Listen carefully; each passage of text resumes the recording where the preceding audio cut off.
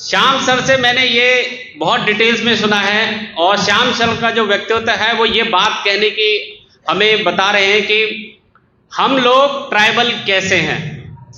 हम ये ना माने कि हम बाहर से आए वो लोग हैं, हम ट्राइबल हैं, और हमारे ट्राइबलों की पहचान जो है वो हमारे घर से है। एक बड़ा उदाहरण मैं हमेशा देता हूं कि अगर मुंबई में व्यक्ति या कहीं का भी व्यक्ति अगर उसके परिवार में कोई संकट आता है तो वो हो सकता है कि वो उस मंदिर में ना जाए जहां पे उसकी आस्था हो, लेकिन वो सबसे पहले अपने गांव जरूर जाता है, कहता है कि मैं पूजा करूंगा। करता नहीं करता बताइए? पूजा करना ये ट्राइबलों की पहचान है, जागर लगाना ये ट्राइबलों की पहचान है। तो आगे को बात बढ़ाते हुए लेके चलते हैं।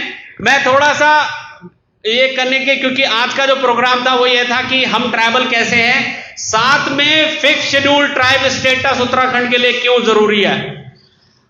हम लोगों ने एक साल इसके ऊपर रिसर्च किया और ये बड़ी इंपॉर्टेंट सूचना हमें मिली कि देखिए 5वीं अनुसूची 1931 से लेकर 72 तक पहाड़ में लगी थी और किसी को पता ही नहीं चला। 1972 में फॉरेस्ट एक्ट लाया गया और वो पहाड़ के साथ ट्राइबल का दर्जा छीन लिया गया, ये भी किसी को पता नहीं चला। 6% का आरक्षण पहाड़ के पास था और वो पहाड़ 25 जुलाई 1995 को राज्य आंदोलन की लड़ाई जब हमने लड़ी तो 95 में 94 में हमने बहुत लड़ाई लड़ी कि हमें एक अलग राज्य चाहिए, और 95 में चुपके से हाई कोर्ट ने और यूपी सरकार ने वो हमसे छीन लिया 6% का जो एजुकेशन में आरक्षण था। 2% का आरक्षण जो प्रांतीय लोगों को रोजगार में मिलता था, सरकारी रोजगार, वो हमसे छीन लिया। तो उत्तराखंड मात्र एक पूरे भारत का एक राज्य है जिससे आरक्षण छीना है, किसी और से नहीं छीना आज तक। और हमें यह बताया गया कि भाई देखो आप लोग सक्षम हो, आप लोग ये राजस्थान से आके हो, गुजरात से आके हो, ये कहानियां प्रचलित सारी जगह है। आप कश्मीर में चले जाइए यही कहानी आपको मिलेगी, आप हिमाचल में चले जाइए यही कहानी आपको मिलेगी। और जब हम ये कहते हैं कि जब मेरा नाम अनूप बिष्ट है, जब मैंने अपने डॉक्यूमेंट खगाले और पता लगा मेरे पिताजी का नाम डॉक्यूमेंट में बलवंत सिंह है, मेरे दादा का नाम लाटा सिंह है, और मेरा नाम अनूप बिष्ट कैसे हो सकता, मैं बिष्ट कैसे पढ़ा। इसकी जब पड़ताल की तो मैंने अपने आप को जाना तो पता लगा कि मैं खस समुदाय का हूं। ये मेरी पहचान है कि मैं खस संस्कृति से बिलोंग करता हूं। और खस संस्कृति में जैसे टीकाराम साहब जी ने कहा है कि 56 संस्कार होते हैं, हिंदू में तो खैर 16 संस्कार है, 6 संस्कृति में 16 के साथ साथ टोटल मिला के 56 संस्कार है। फिफ्थ शेड्यूल की बात करते हैं तो हमें यह समझना पड़ेगा कि 5वीं अनुसूची भारत के 10 राज्यों में लगी है, 6ठी अनुसूची भारत के 4 राज्यों में लगी है। इसके अलावा और भी प्रावधान अलग अलग क्षेत्रों में लगे हुए हैं, जैसे 371 लगी हुई है, या ट्राइब का 342 का आर्टिकल लगा हुआ है।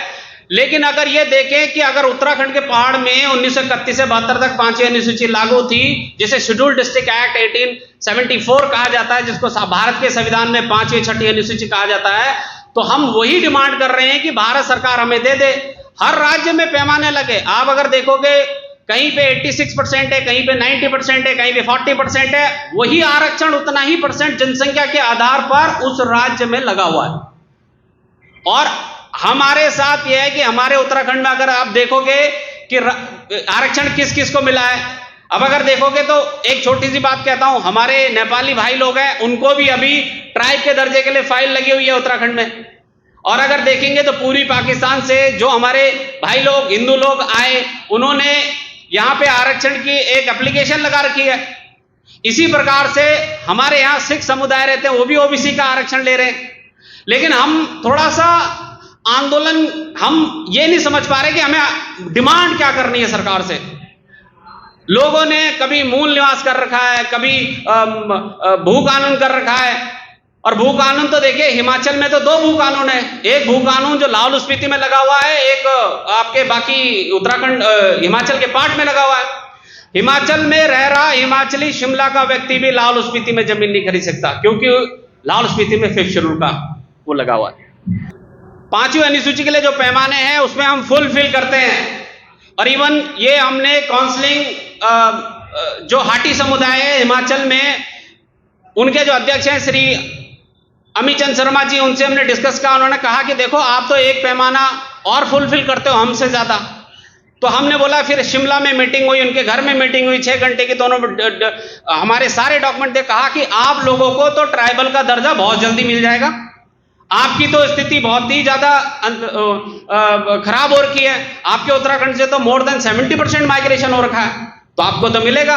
अब माइग्रेशन की ये देखिए, कश्मीर को अभी हाल ही में 17 लाख ओबीसी प्लस एसटी का आरक्षण भारत सरकार ने दिया। हम इस पे आपत्ति नहीं है हमें, वो इसलिए दिया गया कि जो कश्मीरी पंडित है या और भी समुदाय के लोग हैं उनको वापस बसाने का एक तरीका है।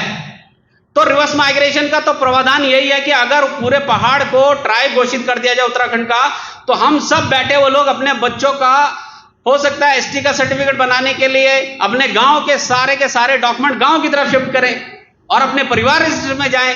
तो आपका परिसीमन का मुद्दा, अगर रिवर्स माइग्रेशन का मुद्दा तो इसी से ही सॉल्व हो रहा है।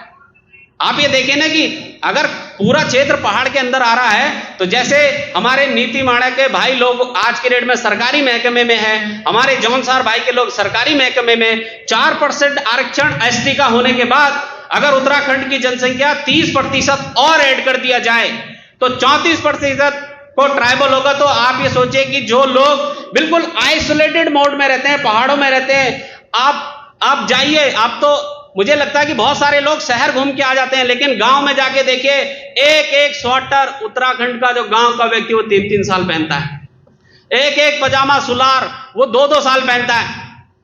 ये स्थिति गांव में है। और गांव के अंदर जब उनसे पूछा गया कि भैया आप क्या, नहीं हमें सरकार 2 रुपए किलो मनरेगा की स्कीम से चावल, 3 रुपए किलो गेहूं मिल जाता है, हम इसी में खुश है। लेकिन यहां पे बात आती है कि उत्तराखंडियों का स्वाभिमान कैसे मारा जा रहा है और कितने सालों से उत्तराखंडियों का स्वाभिमान मारा जा रहा है। ये वो उत्तराखंड है जिसने सिर्फ आंदोलन से ही अपना हक लेना जाना है। अगर पूरे भारत में एकमात्र राज्य उत्तराखंड है जो हर चीज के लिए आंदोलन के लिए खड़ा होता है, हर चीज के लिए आंदोलन के लिए खड़ा करता है। ठीक है, भारत सरकार भी जब भी भारत सरकार को लगता है कि ठीक है उत्तराखंड के लोगों का स्वाभिमान हो सकता है, किस प्रकार का है, लेकिन इस बात को देखा जाए, यूसीसी पहले कहां लागू करते हैं? उत्तराखंड में। कोई भी कानून लोकायुक्त करना उत्तराखंड में, कोई भी पोस्टमार्टम की टेस्टिंग करनी हो उत्तराखंड में। तो मेरे कहने का मतलब है कि हमें जागृत कब होना पड़ेगा? हमें वो कानून नहीं चाहिए, हमें क्यों दे रहे हो? हमें जो चाहिए वो तो दो पहले।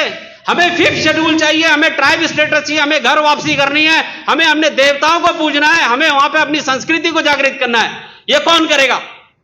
इसी के लिए 5th शेड्यूल बहुत जरूरी है। ये समझ लीजिए, कल अगर कोई भाई अपनी बहन के रक्षा बंधवाना चाहता है, राखी बंधवाना चाहता है, ये शपथ ले ले कि वो सबसे पहले अपनी बहन को ये कहे कि पहाड़ बोली, अगर पूरे पहाड़ में मैं ट्राइबल लगा के एसटी लॉ लाके तेरी रक्षा करवाऊंगा। ये होना चाहिए आज के कल के उसमें कि अपने भाइयों को करे। अभी इसको आप ये समझिए कि हम क्यों फिट पहनते हैं 5th शेड्यूल के अंदर। ये डॉक्यूमेंट आप लोगों के सामने इसलिए रखा जा रहा है कि कहीं पे आंदोलन चल रहा है कि मूल निवास लाओ। अरे मूल निवास तो सिर्फ ट्राइबल लोगों को मिलता है और एससी कैटेगरी के लोगों को मिलता है। कहीं पे आंदोलन चल रहा है कि शराब माफिया के खिलाफ आंदोलन करो। अरे जब ट्राइबल क्षेत्र हो जाएगा तो जो ग्राम पंचायत है वही एनओसी देती है शराब की दुकान खोलने के लिए। इसका उदाहरण आप यहां पे किन्नौर में समझिए, 2800 किलोवाट का एक प्रोजेक्ट भारत सरकार को वहां की ग्राम पंचायत ने दिया था, हाइड्रो प्रोजेक्ट, लेकिन वो 3800 किलोवाट का लगा रहे थे, ग्राम पंचायत ने परमिशन नहीं दी। तो वो हाइड्रो प्रोजेक्ट 1000 किलोवाट का आगे 5-7 किलोमीटर और आगे बनाना पड़ा। ये ताकत होती है ग्राम पंचायत में। तो जब ग्राम पंचायत ही पावरफुल हो जाएगी तो हमें शराब के लिए आंदोलन नहीं करना कि शराब बंद करो, शराब की नीतियों पे कि कौन उसको देखेगा। तो ये चीज बहुत सारी जगह है जो बहुत सारे आंदोलन चल रहे हैं, वो इसी में समाहित है। कल मेरी एक भाई से बात हो रही थी कि गैरसैंण हमें राजधानी चाहिए। मैंने बोला साल में तो कितने 3-4-15-20 दिन की आपकी वो लगती है विधानसभा की, तो उसके लिए आ जाए, चलेगा, इतना काफी है? कह रहे नहीं यहीं पे होना चाहिए। अरे भाई किस प्रकार से? तब हमारे उत्तराखंड को यही नहीं पता कि सचिवालय बड़ा इंपॉर्टेंट होता है। हिमाचल का कॉन्सेप्ट समझिए, हिमाचल में एक शिमला की राजधानी है, स्थायी है, धर्मशाला में राजधानी है, स्थायी है, और आप 12-10 और जिले में जाइए तो मिनी सचिवालय है। मिनी सचिवालय में बैठ के एमएलए अपना काम करता है। आज की डेट में इतना हाईटेक टेक्नोलॉजी हो गया कि आज रिमोट कनेक्टिविटी के लिए आने वाले टाइम पे तो इंटेलिजेंस आर्टिफिशियल आ रहा, हो सकता है कि पूरा मनुष्य का मनुष्य वहां तक पारदर्शी खड़ा हो जाए डिजिटल फॉर्म में। तो ये जो कॉन्सेप्ट है कि हमें राजधानी नहीं, हमें राजधानी, अब इसको ऐसे समझते हैं अगर राजधानी ले भी ली, लेकिन उसका सबसे अच्छा प्रावधान है ट्राइबल स्टेट मिलते ही 5th शेड्यूल के अंदर टीएसी बनती है, ट्राइबल एडवाइजरी काउंसिल। 70% वहां पे चुने हुए प्रतिनिधि होते हैं, 25% सरकारी और अन्य मुख्य लोग होते हैं, वही डिसाइड करते हैं उस क्षेत्र के लिए। तो बहुत सारी चीजें हैं जो इसी के अंदर समारे हैं।